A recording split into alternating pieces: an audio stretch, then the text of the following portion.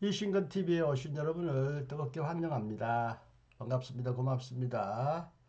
성탄절을 앞두고 신앙 묵상 하나 해봅니다. 디트리히 본헤퍼가 쓴 글, 주의 길을 예비하라. 주의 길을 예비하라 라는 글을 한 편 소개합니다. 너희는 주의 길을 준비하라. 그의 오실 길을 곧게 하라. 모든 골짜기는 메워지고 모든 산과 작은 산이 낮아지고 굽은 것이 곧아지고 험한 길은 평탄하여질 것이요 모든 육체가 하나님의 구원하심을 보리라 함과 같으니라. 누가복음 3장 4절 이하. 그리스도가 오실 때 그분은 친히 길을 여십니다. 그분은 모든 속박을 파괴하는 분. 미가 2장 13절이십니다. 그분은 논문을 깨뜨리시고 쇠 빗장을 꺾으셨습니다.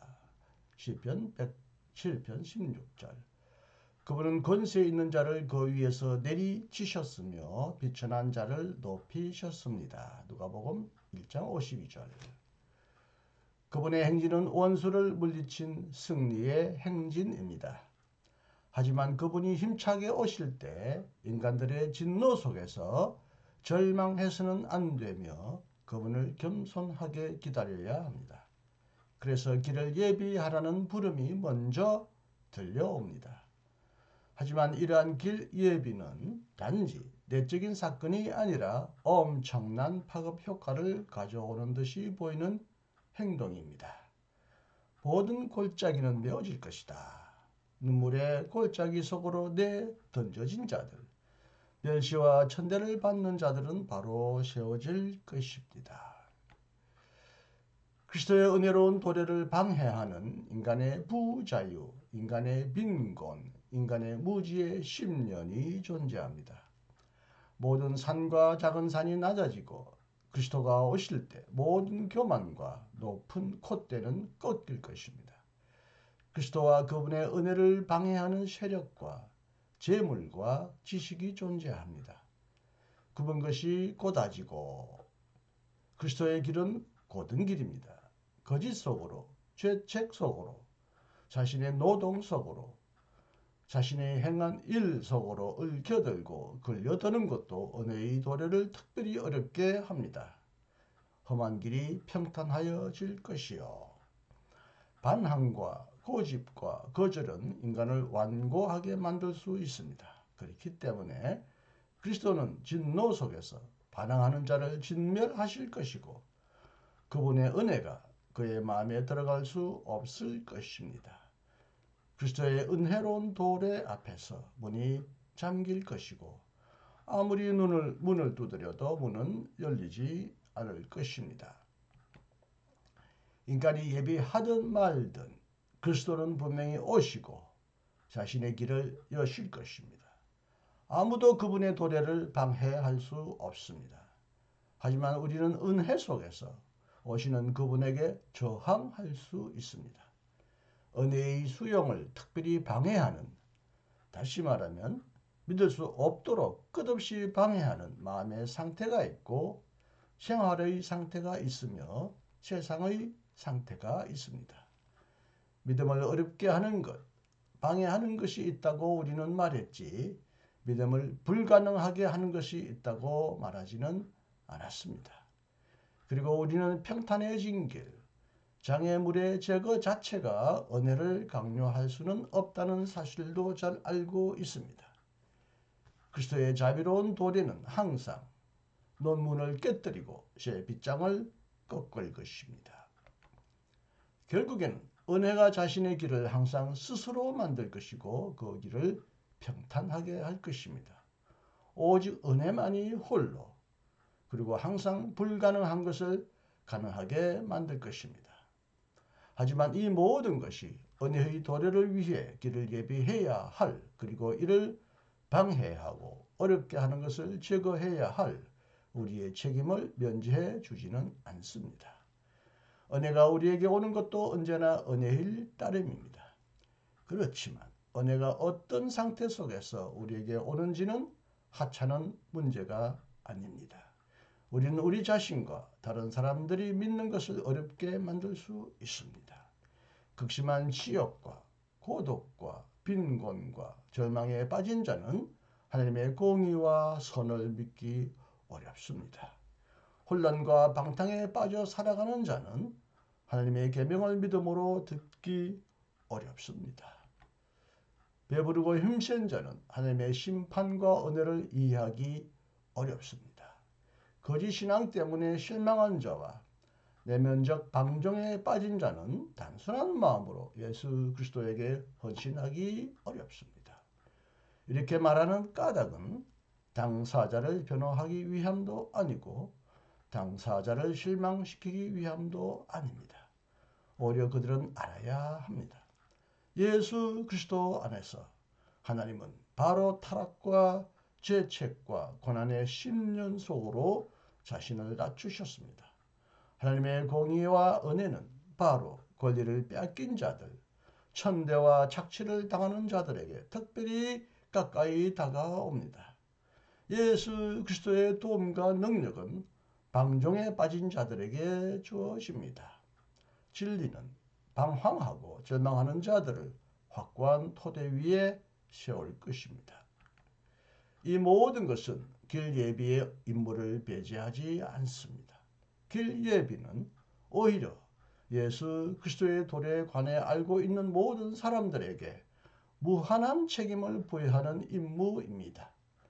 굶주린 자에게는 빵이 필요하고 노숙자에게는 집이 필요하고 권리를 빼앗긴 자에게는 정의가 필요하고 고독한 자에게는 사귐이 필요하고 방종에 빠진 자에게는 질서가 필요하고 노예에게는 자유가 필요합니다. 굶주린 자를 굶주리게 방치하는 것은 하나님과 이웃을 모독하는 행위가 될 것입니다. 왜냐하면 하나님은 바로 큰 고통을 당한 자들에게 가장 가까이 계시기 때문입니다. 나를 사랑하시듯 굶주린 자도 사랑하시는 그리스도의 사랑 때문에 우리는 굶주린 자와 빵을 나누며 집을 나눕니다. 만약 굶주린 자가 믿음을 갖지 못한다면 책임은 그에게 빵을 거절한 자에게 돌아갑니다.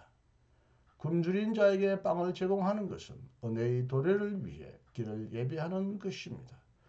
하지만 그들이 그리스도인이 될 수 있기 전에 먼저 이런 일을 해야 한다고 말한다면 모든 내용을 오해한 셈이 됩니다. 다시 말하면 먼저 노예가 자유를 얻어야 하고 권리를 빼앗긴 자가 먼저 자신의 권리를 회복해야 하고 굶주린 자가 빵을 얻어야 한다고 그래서 먼저 세상의 질서가 회복되어야 한다고 말하는 것은 잘못입니다. 신약 성서와 교회사의 증언은 이런 주장에 반대하고 있습니다. 세상이 상대적으로 잘 정돈되어 있는 것처럼 보였던 바로 그 시대에 믿음의 결핍은 특히 심하고 충격적이었습니다.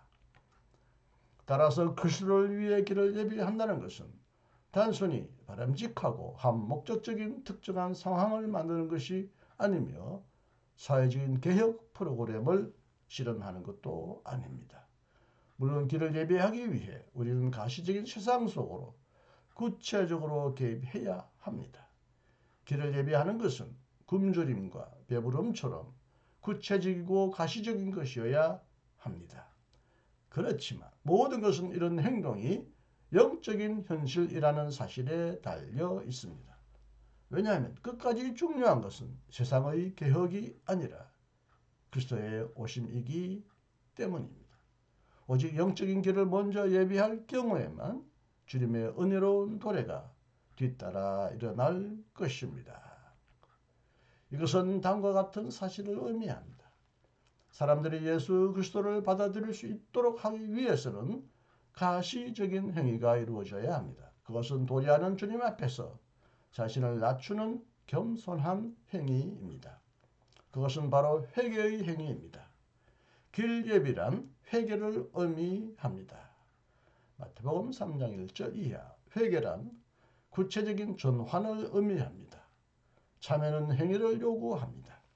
물론 길 예비는 수립되어야 할 매우 분명한 상태에 주목합니다. 길 예비가 목표로 삼는 상태를 적극적으로 표명하려고 함으로써 우리는 두 가지 규정에 도달하게 되었습니다. 그것은 인간으로 존재하는 것과 선하게 존재하는 것입니다. 주님이 오실 때 비로소 인간은 인간으로 존재할 수 있게 되고 선하게 존재할 수 있습니다.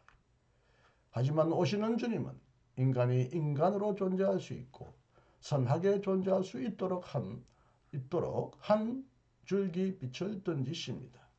다시 말하면 주님이 던지시는 빛은 올바른 준비와 기대를 요구합니다.